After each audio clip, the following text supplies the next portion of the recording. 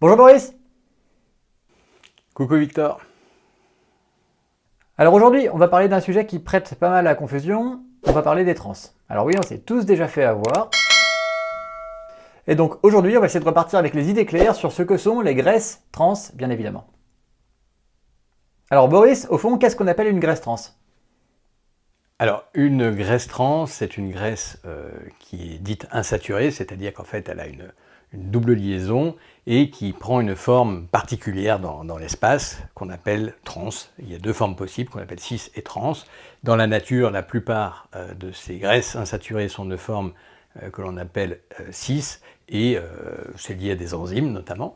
Mais il y a quelques exceptions et des graisses trans qui ne sont pas toutes d'ailleurs d'origine naturelle. Alors, je ne rentre pas dans les détails de la double liaison, hein. Pour ça je vous renvoie sur une vidéo que j'ai faite sur les huiles végétales et notamment les dangers des huiles végétales où je détaille ça. Où trouve-t-on des graisses trans et pourquoi sont-elles utilisées? Les graisses trans sont donc soit naturelles, soit artificielles, donc créées par l'industrie agroalimentaire notamment. Alors, sur les naturelles, on va peut-être pas trop s'étendre là-dessus parce que c'est pas tellement ce qui pose problème, au contraire. Elles sont retrouvées dans des produits animaux, comme par exemple les graisses de ruminants notamment, et elles sont retrouvées aussi dans le lait des ruminants et donc les fromages, mais aussi le lait maternel, et ça c'est une caractéristique des mammifères. En ce qui concerne les graisses trans d'origine industrielle, donc de l'industrie agroalimentaire, elles sont nées plutôt, on va dire, fin 19e et début 20e, à un moment où on voulait remplacer des graisses animales comme le blanc de bœuf, hein, le suif de bœuf par exemple, ou le sein doux, par des graisses végétales parce que c'était nettement moins cher, plus facile, mais ces graisses végétales ne résistaient pas à la chaleur, donc elles étaient hydrogénées. Je ne vais peut-être pas détailler ça là, mais bon, tout ça pour dire que du coup ça a permis de créer un certain nombre d'huiles de cuisson et surtout des margarines, les fameuses margarines dont on a fait une promotion hallucinante alors que c'est probablement un des produits les plus toxiques qui existent dans notre alimentation. On ne retrouve pas que ça dans les margarines, on retrouve aussi ces acides gras trans dans de nombreux plats préparés. Alors ça peut être certaines soupes, ça peut être d'autres plats préparés, et souvent c'est labellisé graisse végétale hydrogénée. Et en fait, c'est ce processus qui va créer ces acides gras trans, et le degré d'hydrogénation qui va permettre justement d'avoir une texture plutôt onctueuse, plutôt crémeuse, et non pas une texture plus fluide, plus liquide. Voilà. Et quelles sont les différences entre les graisses trans que l'on retrouve dans l'alimentation? Oui, alors là, il faut qu'on compare les trans naturelles et les trans industrielles. Les trans naturelles, c'est des graisses qui sont obtenues par réaction enzymatique, hein. Donc les enzymes, c'est des protéines qui sont l'expression de nos gènes, codées par nos gènes. Donc c'est des graisses qui déjà sont prévues hein, par nos gènes, prévues par notre métabolisme. Ça c'est intéressant, c'est un point important à souligner. Ce qui est du coup totalement le contraire pour les trans industrielles et ce qui participe à leur toxicité, mais on pourrait y revenir. Et donc ces trans naturelles, qui sont d'origine animale, sont issues essentiellement de l'acide vaccinique, enfin transvaccinique, et dans une certaine mesure de dérivés d'acide oléique. De façon intéressante et sans surprise, comme on les retrouve abondamment, alors abondamment de façon relative, hein, mais des concentrations relativement importantes quand même dans le lait maternel, au sein de la partie graisse du lait maternel, hein, qui contient aussi du lactose, qui contient des protéines, plein d'autres choses, eh bien, on a pu montrer que ça participait au bon fonctionnement et surtout au bon développement cérébral de l'enfant, déjà dès le stade fœtus en fait. Concernant ces graisses si précieuses, donc ces graisses trans extrêmement importantes, donc d'origine tout à fait naturelle, une famille, sous-famille, c'est ce qu'on appelle les CLA, CLA pour acide gras trans conjugués. Et ces conjugués trans, c'est une forme très particulière qui est probablement la plus importante au sein des acides gras trans naturels pour justement les propriétés du développement du cerveau. D'autres effets bénéfiques ont été suggérés, des effets anti-inflammatoires, des effets anti-cancer. Voilà. C'est pas forcément très solide comme étude, c'est pas forcément très prouvé, mais enfin c'est pas inintéressant. Quel qu'en soit, ces graisses trans naturelles animales sont indispensables au bon développement et au bon fonctionnement cérébral. Maintenant, en ce qui concerne les trans industrielles qui viennent de l'industrie agroalimentaire, alors là c'est complètement différent. Déjà, ce n'est pas des graisses animales, c'est des graisses végétales, qui sont des graisses souvent, comme vous le savez, hein, polyinsaturées. La plupart des graisses végétales, la quasi-totalité sont des graisses polyinsaturées, ce qui fait que du coup elles ne résistent pas du tout à la chaleur. Et c'est justement pour leur permettre de mieux résister à la température qu'elles vont être hydrogénées. Hydrogénées, ça veut dire qu'en fait, on va créer une réaction chimique d'addition d'hydrogène, souvent sous forme gazeuse, grâce à un catalyseur, je ne rentre pas dans les détails. Donc là, on n'est plus du tout sur une réaction enzymatique prévue par le corps, on est sur une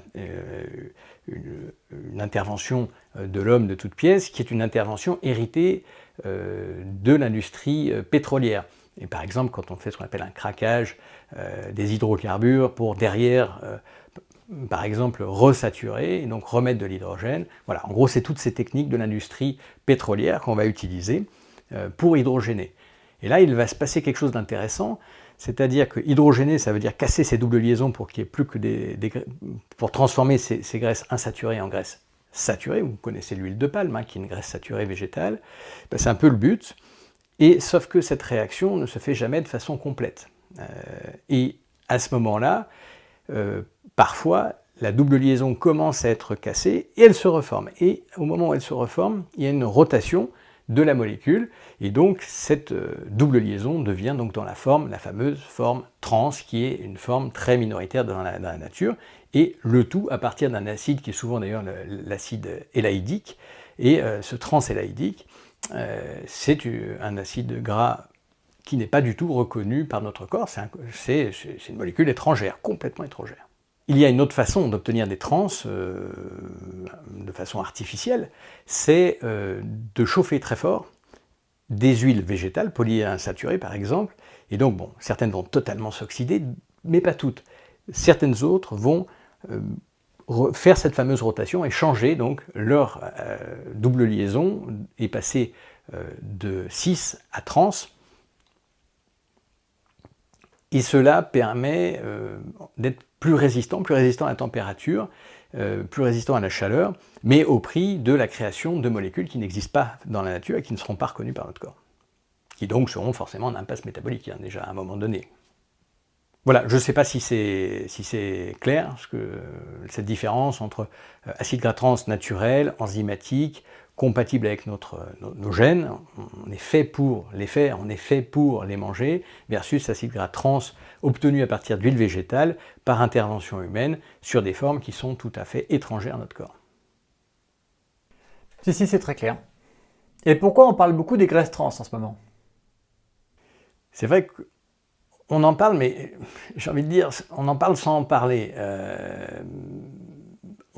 Les graisses trans, on en parle depuis des décennies. C'était donc au début du XXe siècle, ça a été la grandeur de la découverte des margarines. Après, on a essayé de supplémenter ces margarines avec différents composants, parce qu'en fait, ça ne contient aucune des vitamines contenues dans le beurre, par exemple. Donc, on a essayé de diaboliser le beurre. Bref, tout ce qu'on connaît avec la fameuse théorie lipidique, dont on parle d'ailleurs dans un podcast, hein, toutes ces erreurs qui se profilaient jusque vers les années 50 et que l'on a vraiment développé dans les années 70, eh bien, malgré tout, on a découvert des effets, notamment sur les maladies cardiovasculaires. Les acides gras trans industriels sont de gros pourvoyeurs de maladies cardiovasculaires, et donc ces fameuses margarines qui étaient censées nous apporter bien-être, longévité, etc., en fait, tuaient les gens par des infarctus du myocarde, par des infarctus cérébraux, c'est-à-dire des attaques cérébrales, hein, qu'on appelle encore des AVC. Bref, c'était très toxique à ce niveau-là, et on pense qu'il y a bien d'autres toxicités, probablement métaboliques, avec peut-être des liens avec le diabète de type 2, peut-être au niveau inflammatoire, en lien aussi éventuellement avec le diabète de type 1 et tout un tas d'autres maladies. Enfin bref, c'est une sacrée cochonnerie. Mais on en parle et on n'insiste pas beaucoup quand même, on n'insiste pas beaucoup. Et on fait toujours la promotion quand même des margarines, il y a peu de cholestérol, voilà. Donc il y a une grande ambiguïté des autorités de santé qui, derrière, du coup, délivre un discours où on ne différencie plus vraiment ces acides gras trans naturels extrêmement importants et acides gras trans industriels extrêmement toxiques. Et donc, on finit par faire un peu l'amalgame. Est-ce que tu peux nous faire un petit point sur les conséquences des graisses trans dans l'alimentation? Oui, alors de ce qu'on en sait, parce qu'évidemment, je pense qu'on connaît que la partie émergée de l'iceberg, hein. De ce qu'on en sait, les graisses trans, déjà, comme on a dit, donc elles sont issues d'acides élaïdiques ou d'autres acides gras sur une conformation trans qui n'existe pas dans la nature, qui n'est pas reconnue par notre corps. Donc on ingère des graisses trans qui ne sont pas utilisables, en clair, c'est comme ça qu'il faut l'imaginer, ou très difficilement utilisables par notre corps. Elles vont donc être un peu condamnées à circuler longtemps dans le torrent circulatoire, hein, dans le sang, et ça veut dire que du coup, à un moment donné, elles vont s'oxyder, parce que trans ou pas trans, il y a quand même une double liaison, et ça finit par s'oxyder si ça traîne de trop. Donc, il y a une participation à l'oxydation et à l'inflammation via l'oxydation. Deuxièmement, elles sont parfois phagocytées par des globules blancs, hein, qui essayent de les manger pour essayer de faire un peu les éboueurs, et ça entraîne derrière aussi une inflammation. On sait que c'est très connu dans la formation des athéromes, vous savez, ces fameuses plaques dans les artères dont on croyait que c'était le cholestérol qui les crée, alors qu'en fait c'est une inflammation qui va créer la plaque qui derrière va capter du cholestérol, des globules blancs, des globules rouges, en fait, et ça rejoint d'ailleurs ce qu'on avait dit sur la théorie lipidique dans ce fameux podcast, et du coup, il y a une inflammation, et cette inflammation, on sait que c'est le lit des maladies cardiovasculaires, des cancers, des maladies neurodégénératives, de certaines maladies auto-immunes, etc. Donc bref, déjà, à ce niveau-là, c'est une sacrée cochonnerie, c'est très embêtant. Deuxièmement, il y a aussi une pénétration de ces trans dans certains organes, comme le foie et comme le pancréas, notamment dans ce qu'on appelle les cellules bêta, qui sont celles qui vont sécréter l'insuline. Et je parlais du diabète tout à l'heure, et en fait le lien est possiblement là, c'est-à-dire que ces cellules vont les capter, et finalement il y a une espèce d'impasse métabolique, et les cellules vont tomber malades. Et donc en fait, en gros, la partie du pancréas qui sécrète l'insuline va tomber un peu malade, et donc on risque d'avoir des troubles de la sécrétion d'insuline, et de la régulation de cette sécrétion. Et puis deuxièmement, le foie peut avoir tendance à faire une stéatose, un foie gras, il va essayer de garder ces graisses pour en faire quelque chose, mais elles sont globalement plutôt en impasse métabolique, et ça c'est un vrai problème, et donc il y a une lésion directe, on va dire, d'un certain nombre d'organes, dont on a cité donc le foie et certaines zones du pancréas. Ok, donc au final, qu'est-ce que tu recommanderais toi? D'éviter totalement les graisses trans d'origine industrielle et de favoriser nettement les trans d'origine animale. Ça, c'est très clair. Donc il faut vraiment faire la distinction. C'est donc des molécules qui n'ont rien à voir en soi, en dehors du fait que la double liaison a bénéficié d'une rotation dont on a parlé, mais sinon, elles n'ont que des différences. Donc, ça veut dire du coup, pour éviter ça, attention au plat tout préparé, hein, on revient toujours au même finalement. L'ultra transformé, il est toxique aussi à cause des graisses trans, ça veut dire ne pas utiliser les huiles végétales pour faire des fritures, ou alors prendre des huiles saturées, ou alors faire des fritures très douces avec de l'huile d'olive prudemment, mais bon, c'est quand même pas l'idéal. Il vaut mieux prendre à la limite de la graisse de bœuf pour frire à température modérée certaines choses, et puis de toute façon la friture c'est pas ce qu'il y a de mieux, hein. Mais c'est pas pour rien que les frites belges initialement étaient frites dans de la graisse de bœuf, hein, avant qu'on diabolise les viandes et les graisses saturées.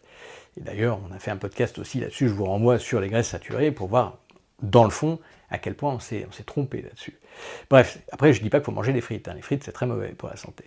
Mais pour frire, voilà, attention aux huiles végétales qui sont insaturées et impropres à la friture, avec donc création de graisses très très oxydées et de graisses trans.